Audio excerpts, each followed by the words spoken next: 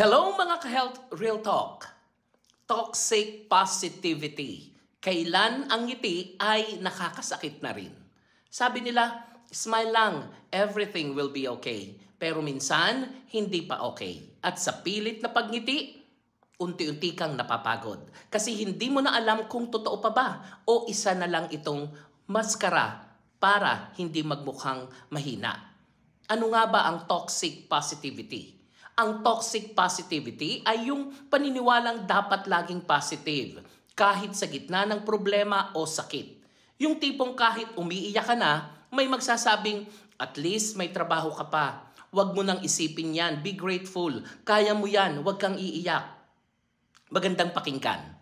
Pero delikado kapag ginamit sa maling oras. Kasi minsan, sa sobrang pilit natin maging okay, hindi na tayo nagiging totoo.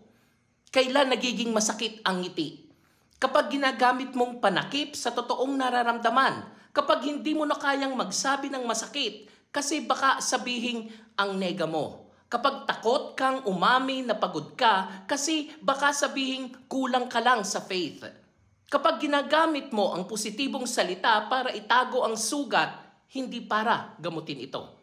Hindi lahat ng nakangiti ay masaya. Minsan, yun lang ang natitirang paraan para hindi tuluyang bumigay. At tandaan, ang pagiging positibo ay maganda kung totoo.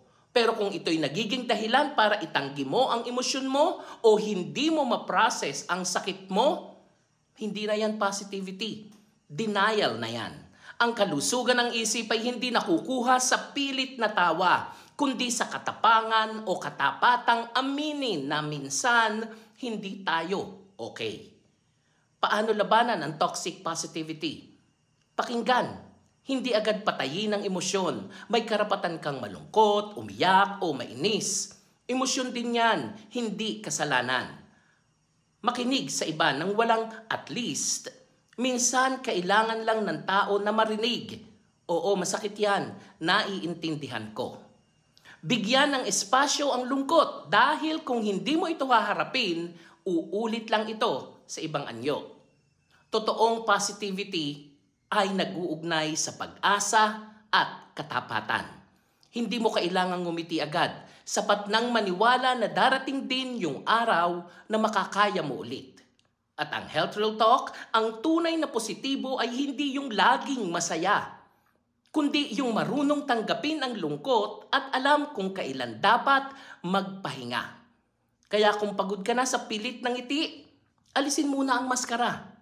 Huminga, damhin, magpakatotoo. Dahil minsan, ang totoo mong pag-amin ng sakit, yun pala ang simula ng iyong paggaling.